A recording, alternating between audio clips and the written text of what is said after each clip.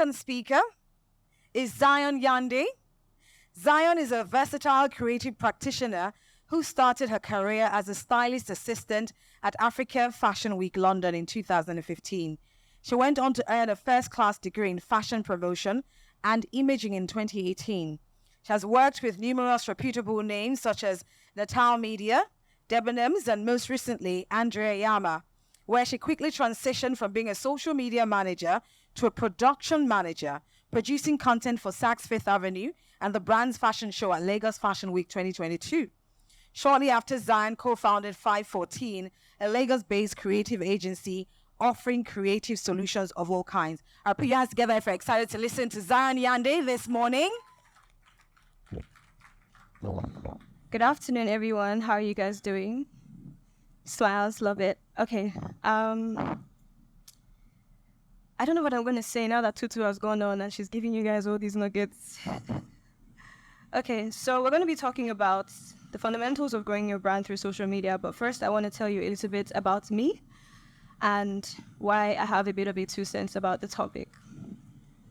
So, I've always been a person who's quite interested in various forms of creative expression from quite an early age, and thankfully I had parents who were quite perceptive about it. So I think I was about 7 years old when my mother had gotten me my first professional sketch pad and drawing pencils, and so I would sketch things, I would draw things, I would create things that I saw, things that I imagined, and that's pretty much where my creative journey began. The journey saw me through to university, and I had the privilege of attending University for the Creative Arts in Epsom, which is a quaint little town just on the outskirts of London. There I studied fashion promotion and imaging, loved it, loved every moment of it, and I threw myself into my schoolwork. And thankfully, I emerged with a first-class degree, made my father very proud, thankfully. Thank you. And so since then, I have done quite a bit of work with fashion brands and publications, both here and abroad, some of which you see on the slide here. Yes. So I tend to be a little bit of a creative chameleon, doing a little bit of everything, which you kind of have to be when you work in the social media space, right? So I major quite a bit on photography, mostly with products, and as you can see on the screen, those are a couple of examples of my work from recently and from a bit far back as well. Also did quite a bit of production management, which essentially is if a brand wants to create, say, a lookbook, they don't know where to begin, and they can pretty much come to me, and I help them with model casting, with putting the whole plan together, with the budgeting, with liaising with the creative teams, and so on. So I worked at Andrea Yama for a while, and shortly after that, I left to create something of my own, just because, as creative people, sometimes we tend to be quite fluid. We don't want to be placed in a box. You kind of want to have your finger in a couple of different pies. So that was me. But I also had to come to understand that in order to create a sustainable business, you have to put some kind of structure to it. So that's where 514 Agency was born. And we are a creative agency based here in Lagos that offer creative solutions of all kinds. So some of our offerings are on screen there, from brand identity design down to product photography. Point number 1, understanding the platform. And I want to begin with a simple question. What is an algorithm? We hear these things all the time. People are always talking about, the Instagram algorithm is doing this and doing that and doing the other thing. But do we actually know what this word is? Does anyone want to tell us, what do you understand to be an algorithm? Don't be shy. Anybody? So people use these words, I don't know what it means. Okay, so simply put, a social media algorithm is like a special set of rules that social media platforms use to decide what content to show you. It's the behind-the-scenes process that determines which posts, videos, or pictures appear on your feed. So it's basically the way Instagram or TikTok or Twitter decide what kind of content you see on your feed. So there's rules. There's things that Instagram is expecting to see from your post in order to make it reach your audience, right? So it's super important for you to understand the platform that you are operating on. If not, you're just like a fish out of water, and you're just like throwing out content that is not targeted at anything. So if you don't understand the platform, your efforts are likely to be in vain. 3 reasons why you need to understand your platform. Number 1, targeted demographics. And Tutu spoke quite a bit about this. It's super important because each social media platform has a specific demographic that is tailored to that platform. If, for example, your brand is catered to a younger audience, you might want to be on TikTok. You definitely want to be on Instagram as well. If your brand maybe focuses on a more mature, more professional audience, you definitely need a LinkedIn account. So in order for you to be effective on any of these platforms, you need to understand the platform and know what demographic is on that platform specifically. Point number 2 is content relevance. In much the same way, the different platforms tend to have their own kind of content that is suited to it. For example, if your brand is really chatty and really word-centered and does a lot of communication by its words, you definitely need a Twitter account, because if you're putting a bunch of text on Instagram, people are most likely going to scroll by it because Instagram is very visually driven, right? So it's really important for you to be able to adapt your content to the platform, and that will help you to severely increase your engagement rates. So point number 3 is algorithm optimization, the big A word that we just talked about. So basically, social media platforms use algorithms to decide what content you see. So if you don't understand the algorithm of a particular platform, like I said before, you'll kind of pretty much be shooting in the air rather than posting what that platform is expecting to see in order for your content to do well. Make sense? Cool. So big question here is, how can I understand the platform? Because I can tell you from now to tomorrow, you need to understand it. But how are you actually going to get to the point where you do? Now, I'm very sure you don't want me to hear you. You don't want me to tell you to do your research or to go on Google. And I'm sorry to disappoint you, but you need to invest the time in actually learning about these platforms. Google is your bestie. ChatGPT is even better. But I actually have a third hack that I personally use to kind of stay up to date with the updates that are happening on several different platforms. So my hack is these apps. So we have Hootsuite, Planoly, Later, Preview, and Onum. They're great apps to use to manage your accounts, but that's not what we're talking about right now. The hack that I use in order to stay up to date with what's happening on different social media platforms is that I follow each of these pages on social media, subscribe to their newsletters and their YouTube channels. Hootsuite, for example, is extremely good with putting out trend reports on consumer behavior. So if you really want to understand platforms and stay up to date, because it changes quite regularly, I would advise you to take a picture of this screen. And after the meeting, you can go on and ensure that you follow these pages, subscribe to their email marketing, and you'll receive up-to-date news about what's happening and what's changing and what you should do. Especially towards the end of the year, there will be really, really good trend reports for the following year. So Hootsuite is a fave for me. Their YouTube channel is also great if you don't like to read long articles. So point number 2, capitalize on experience. And this is in 2 parts. The first one is the experience of your product. Many times you find that brands tend to get a little bit lost in taking a great product photograph. And I'm not saying that product photography is bad. I love product photography. I do product photography. But sometimes when you have the pretty polished picture of, say, a leather bag, you don't really get to see its functionality. I don't know if my iPhone can fit in this bag. It's cute, but I really want to know where I can use it to, how I can wear it. What does it do? How does the zip open? Is the zip loose? Is it really hard to open? All of these questions. And because of that, you see that larger brands abroad tend to invest quite a lot in virtual reality and augmented reality. You find that people are able to try things on without going to a physical store.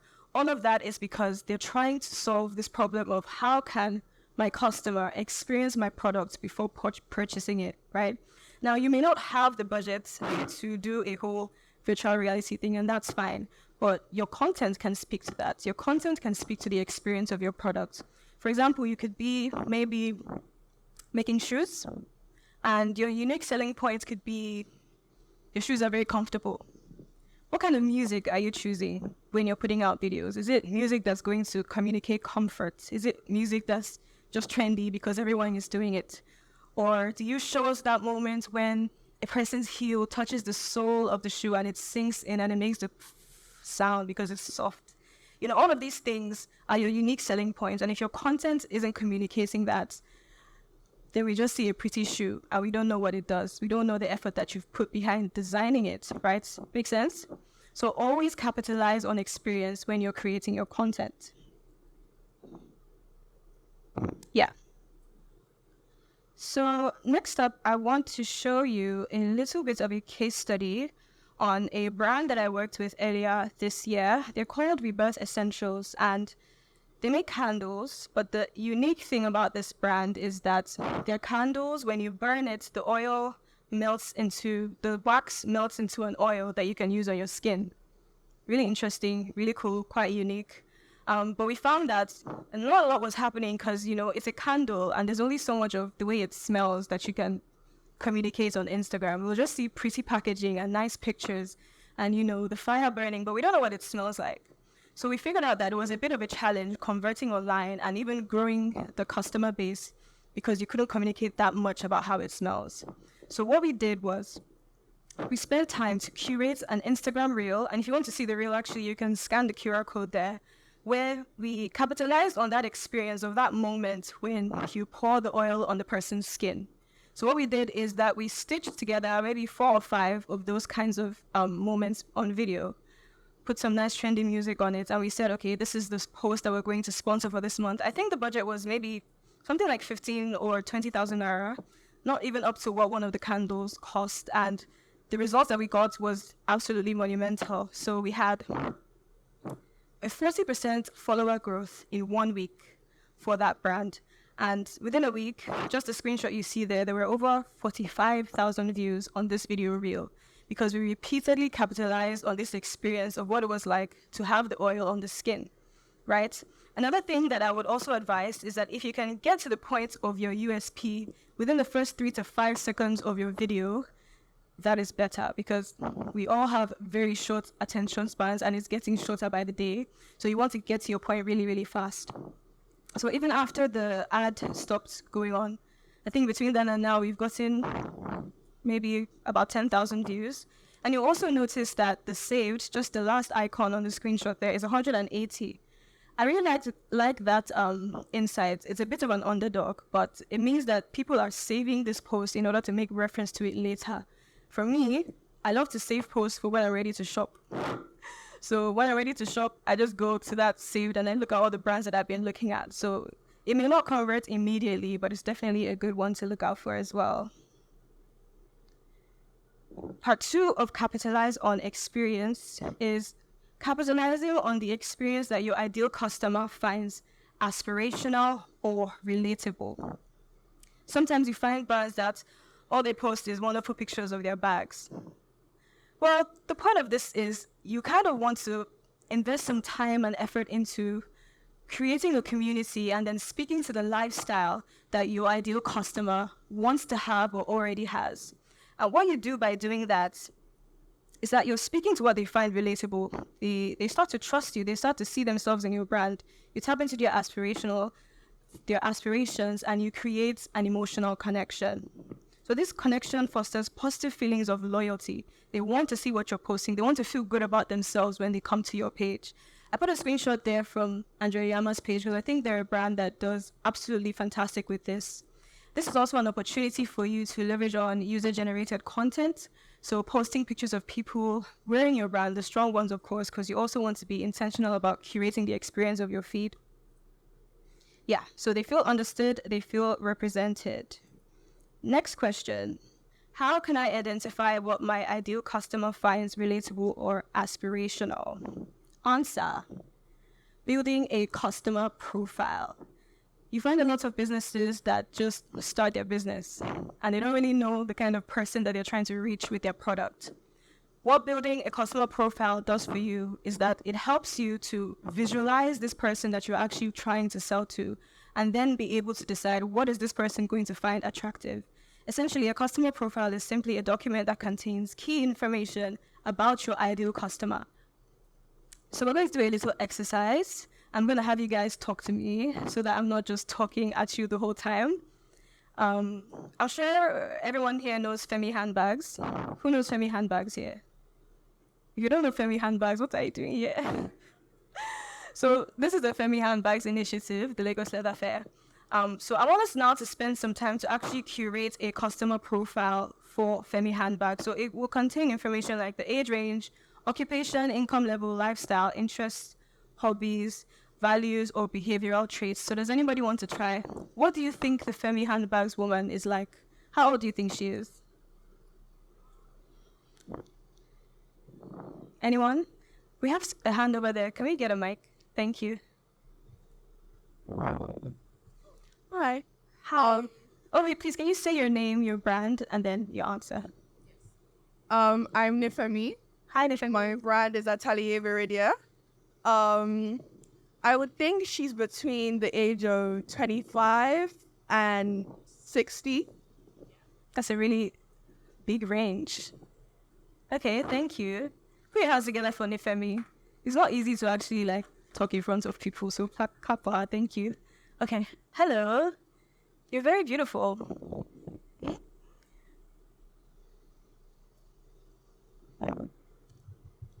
Good afternoon. Hi. My name is Sandra and my brand is the V Leather Company.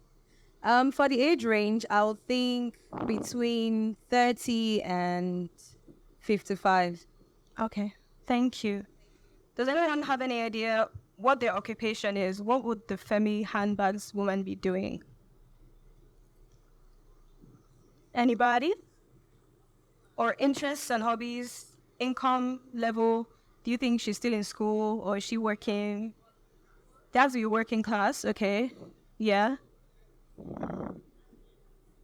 Working, okay.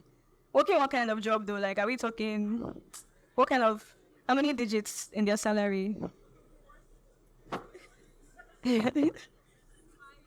6-digit salary at the very least, right? Okay, good.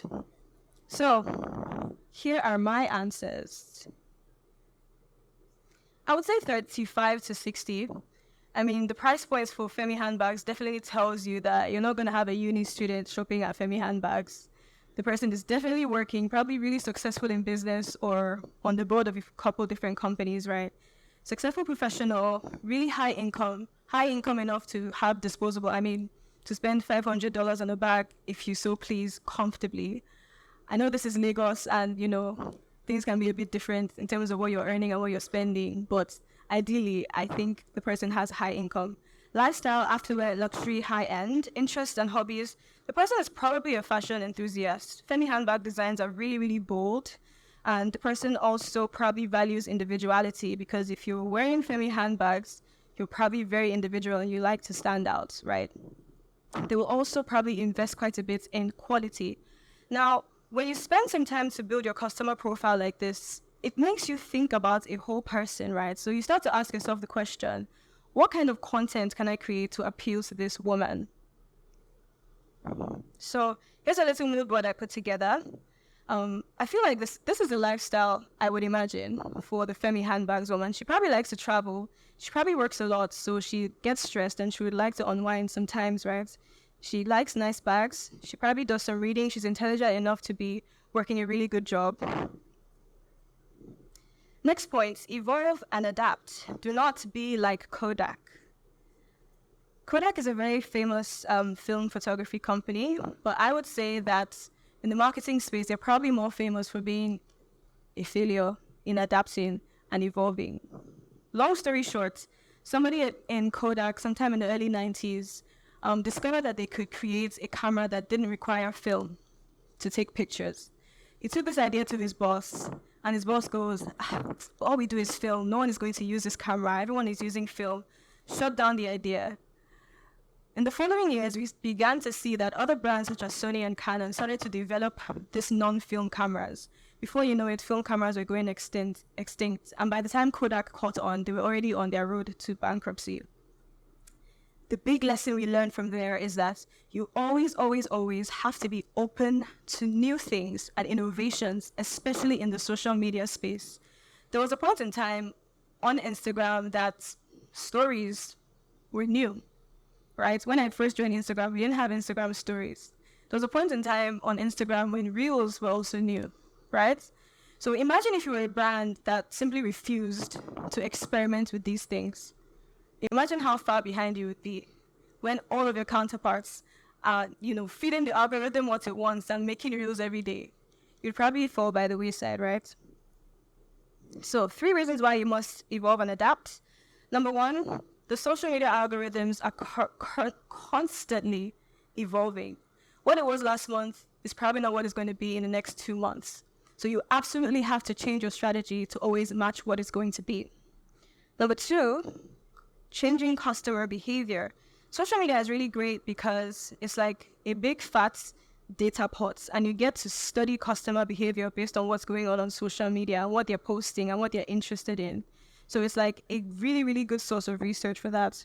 So because it's changing constantly, you're able to evolve to how it changes. Number 3, emerging platforms and features. I'm preaching to myself with this one because I do not like TikTok at all. But apparently TikTok is the future. So if you don't have TikTok when you leave here, open a TikTok account and start experimenting. And if you think about it, people say that TikTok is super Gen Z, you have all these young cats there. But in the next 5 to 10 years, these are the guys that are going to have the real spending power, right? So you might as well get in there quickly and foster a relationship now so that when they have money, they can buy from your brand. Make sense? Cool. Oops. Okay, there we go. Point number 4. Numbers don't lie. Insights are important. I really like this one. I remember I was having a consultation with a fashion brand here in Lagos, and she has about 27,000 followers on her page. And when I looked at her page, I saw that she couldn't amass as much as 100 likes on each post. First question I asked her was, did you buy followers? Because that's what happens when you buy followers. Just get a bunch of bots that don't actually engage with your content, right? I mean, at some point, Instagram is going to do a sweep and going to get rid of all your plenty followers, and then everybody will see the truth about your page. So don't buy followers. That's another point, bonus point. Yeah, so she said no. She managed to grow the page organically up to 27,000. So I was like, okay. My next question was, what times of the day do you post? And then she goes, oh yeah, I just post randomly. I just post whenever I feel like. And I was like, that is your problem. Because Instagram Insights will tell you the times of the day when your followers are most active. And that is the time of the day that you need to be posting.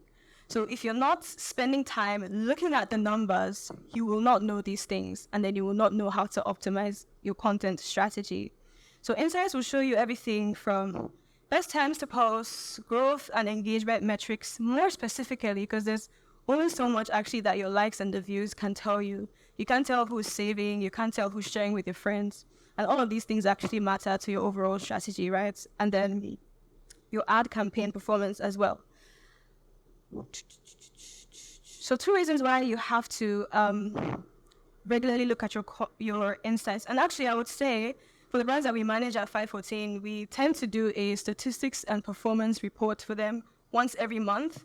I like to do it monthly and not weekly because I think a month is a decent amount of time for the content to cook and for people to, engage with it as much as they really would want to. A week might be a bit too short because sometimes some things pick up a bit later on. So I would say put together a statistics and performance report on a monthly basis. Look at the insights, ask yourself questions. What are the thoughts that arise when you see the behavior based on your insights? So numbers help you to assess your performance evaluation. And this is another thing that Tutu said that's absolutely important. You want to have data-driven decisions in your strategy. It's just like somebody having a dart and a bullseye, right? If you aim the dart at the red, you might get it or you might land very, very close, versus the person who has like 10 darts, throws it in the air and hopes for the best. Who do you think is going to be more successful? Guy number 1, right? Because he had aim and he had a target. Cool. So Understanding your insights also helps you with understanding your audience. So we go back to the customer profile we just built. If you have a look at Femi Handbags Insights, I can guarantee you that you will find some similarities with the numbers there and in the customer profile as well. Point number 5. I also like this one. Process content is king. I'm sure by now you've heard a lot of people say content is king. I think Kanye West said that, right? He was the one that said that content is king. I had to say that process content is king, and I'll tell you why. In the day and age that we live in, you know, with the rampancy of advertising and false advertising and Coke trying to tell you that there's no sugar in Diet Coke, and you're looking at them like, I know you're lying, right? You know you're lying. So you never really know who's telling you the truth. So in this world that we live in, you find that a lot of people tend to crave some semblance of truth and transparency in communication from brands, right? You find a lot of people dragging brands who are found to be lying online.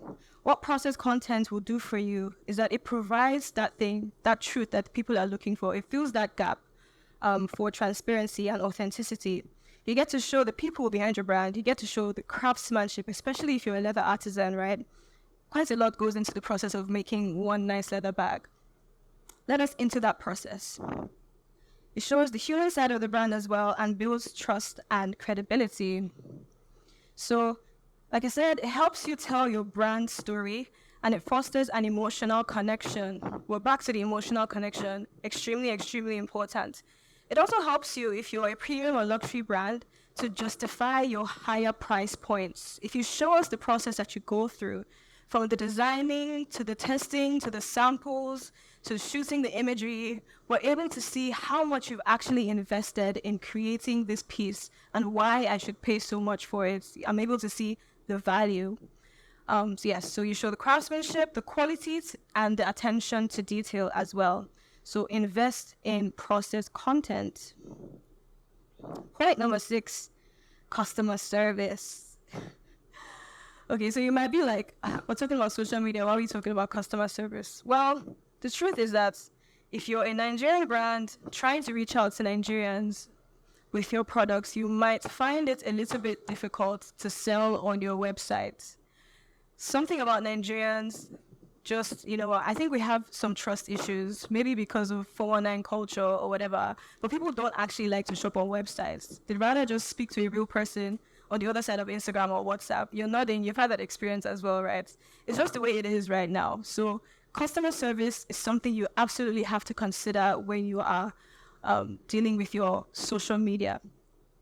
So a study in the Harvard Business Review says that customers who feel emotionally connected to a brand have higher lifetime value with a potential of 306% higher value compared to customers who lack an emotional connection. Now, I'll tell you a story, right, about this customer service thing with me. So I have a little brand where I sell earrings and like vintage pieces for ladies. And I'm so invested in good customer service, even when it costs me. Like if, for example, I send something to someone and by the time it gets to them, it breaks, I replace it and I pay for it at my own cost. Because it may feel like you're losing money, but you're actually investing in your future. So I had this customer who, she bought something from me and honestly, I don't even remember what it was, but I also do this thing where I do a little like handwritten notes and just say something nice, they'll read it, they'll feel nice, they'll feel emotionally connected. I didn't even know that this lady went to Twitter Spaces, a platform that I'm not even on, and she was talking about the brand on an open Twitter Spaces, like, the live thing that people come and they talk. It's like a conversation, like a Zoom call on Twitter. She went on that platform and she goes telling everybody about this My Earrings brand. And then start getting DMs on Instagram. They're like, oh, I heard about you on Twitter Spaces. And I'm like, Twitter? I'm not even on Twitter. And then I got to find out that because I was nice to the lady that was buying me from me, as in she's paying me for something, and I was nice to her, she went and was noising the brand abroad. So that little, oh, hi, thank you for reaching out to us. How can I help you today? Goes a long way. You find that sometimes vendors on Instagram, they make it seem like you are doing them a favor by buying from them. And I tell you, if you start to invest in your customer service, it will be so easy for you to stand out. Very, very easy. In fact, before we started, I was having a conversation with my friend. I was like, oh, I like your shoes. Then she goes, oh yeah, it's good, yeah, but the vendor is really, really bad. That's a potential sale that the vendor has lost just because of the way she communicated to her. Imagine if it was positive and she goes, oh, it was really nice, she was so lovely and it came very fast, it didn't take months, it just, I'm like, oh, amazing, that's the vendor's page and I've saved it when I'm ready to shop. You have to understand that every one customer that you are dealing with is more than one customer. You're dealing with them and you're dealing with their world. You're dealing with all their Instagram followers. You're dealing with their family. You're dealing with their friends. So if you invest your time and your effort in being nice to that one person, you get a whole lot of reward from it.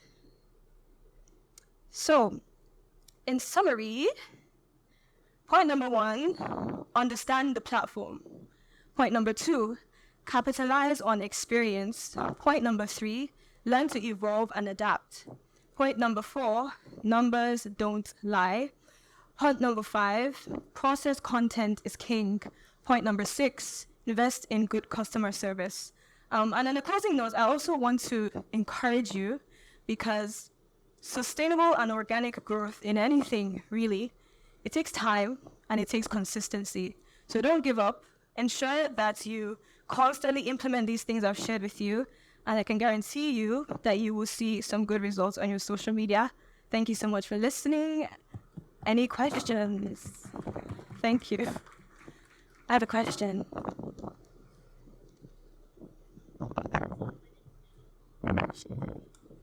My name is Nene. How I ask based on the unique standpoint. Yes. Could you please emphasize on state out points, like if it is location?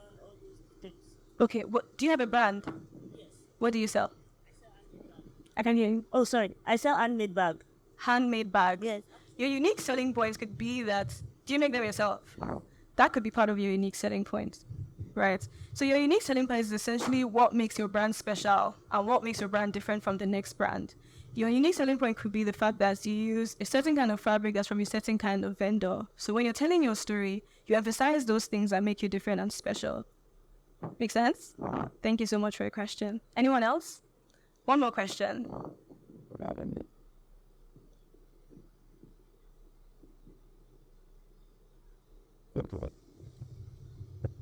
Okay. My name is John. Hi, John. Yeah, so I have 2 questions. Okay. The first one is, in the Nigerian space now, where is the most appropriate place to sell a fashion brand? What kind of fashion brand? We make shoes, bags, and suits. Okay, so more menswear. Yes. What age range? Between 30 and 70. 30 and 70. So you have a more mature customer base. So you probably won't find your 70-year-olds on Instagram, will you?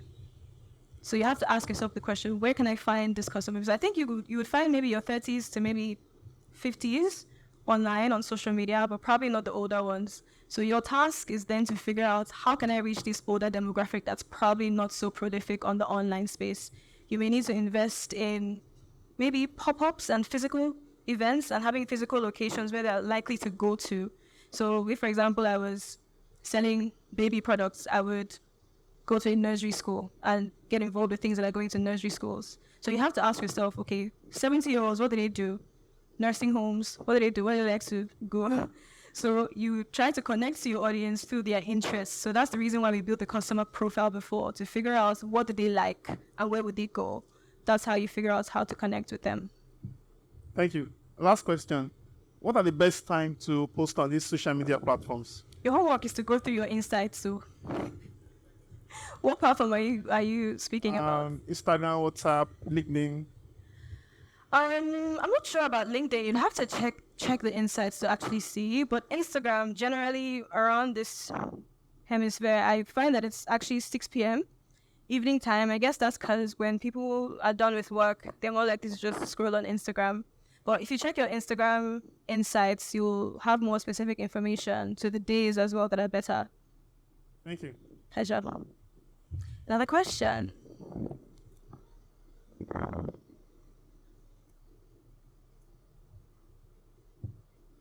I was just going to ask, for a brand that is into slow fashion, and okay, let me give myself as an example. So, like I said, my brand Viridia, and I'm a knitwear artist. I'm a knitwear designer, but I'm also, so my brand was created because I want to empower like young creatives like me. I'm 17, by the way, so yes. So I want to empower young creatives like me. So right now I have another brand on Atelier Viridia, which is an accessory brand, but she's also like a slow fashion type of. Let's say you said she. She's also like a slow fashion type of brand. And so for me, when I'm creating content and creating my designs, I would probably only create like 3 or 4 designs in a year because it does take a lot of time to make and produce and all of these things. And the one issue I've had with social media and like posting is the fact that I'm not creating a lot of stuff. And so when I'm creating, I don't want to bombard them with the same type of things. So I do things like behind the scenes and BTS shots and obviously product photography as well, because I did a course in photography. So I'm kind of all around. And I've had an issue because I'm like, okay, if I post this today and I post this tomorrow, it's the same thing. Do they actually want to see the same thing? So what advice would you give to somebody like me that is in that type of industry and atmosphere? Great question. Thank you. 2 things came to mind as you were speaking. One, yes, post the content, let them see it, put it in their faces. Yeah, because on average, it takes, I think, three moments of connection for the human brain to actually register something. So it's okay to reuse content or maybe shoot it in a different way. The second thing, you probably need to look at increasing your capacity. I mean, you're talking about empowering other people. Maybe focus on capitalizing on that so that you have a bit more of a variety, because 3 a year is a little bit slim, I would say. But then you can also think about not just your process content, but maybe shooting your one piece on maybe like 4 different bodies, different body types as well. That can bring like a new, fresh look and feel to what it looks like. So yeah, that's what I'd say. Anything else? I have a question. Hi. Ask if I had an idea, for example, like, Yes. I wanted to start a business, say a candle business, a scented candle business, and I just had the idea and I want to promote, say, sustainability in that industry. Like, what do you think should be my first steps to starting the business? And then, because I mean, I think navigating through social media can be a bit difficult and time consuming. What do you think should be my first steps? I would say research. You need to look at the space that you want to go into and you need to figure out your why. Why do you want to start a candle business? Why do you want, once you figure out your why and your research, you then be a bit more inspired to just start. And like, don't do research for the next 5 years. So you have to push yourself to actually start, because many times you find that creative people, they're waiting for things to be perfect or whatever the case may be, but you need to push yourself to actually just start. And in the process, there's so much that you're going to learn. Wow, the questions are unending. Okay, go for it. Hi, my name is Chidera. Hi. I have this question that I've been wanting to ask about social media. Okay. So I actually produce footwears, and I believe most people here, they also produce one thing or the other. But now the problem is consistency with social media. And I believe most of us can also afford getting a social media handler to help us manage the page. And then we also believe, there's this belief that I have that if I employ a social media handler, she might not be, or he might not be able to know exactly what I'm doing, or even that storyline on how I make this product. So how can you advise someone like me on creating time, being consistent? Because if you're not consistent with social media, people won't patronize you. You won't get to provide. Yes, thank you. It's pretty broad, but you're going to have to look at your schedule and manage your time. 1. Number 2, I think you should have a mindset of possibilities as well, because it sounds to me like you don't really want to try because you feel like they're not going to get it. But what if they do? What if they can? What if you find someone that understands your vision off the top? Try. Yeah. Good afternoon, everyone. I'm Opayeni, a shoemaker. Hi. I want to ask which avenue is better to use between posting a live video and posting a recorded video on, for example, Instagram? Which one will reach out to more audience out of the two options? I think with Instagram Lives, I think they were a lot more popular in the lockdown when people didn't really have anywhere to go and they had to be on lives. But now I find that the numbers for Instagram Lives are kind of declining a little bit. However, with Instagram Lives, you can go live and then save it as a post on your feed. So you kind of get the best of both worlds. The only issue with that is that you can't curate it as much as live, right? So if MTN is messing up or something, it's going to be a recorded video forever. So I'll probably say that you need to do a bit of both. That's it. Okay, amazing. Thank you all so much for listening, and I do hope you learned a thing or two.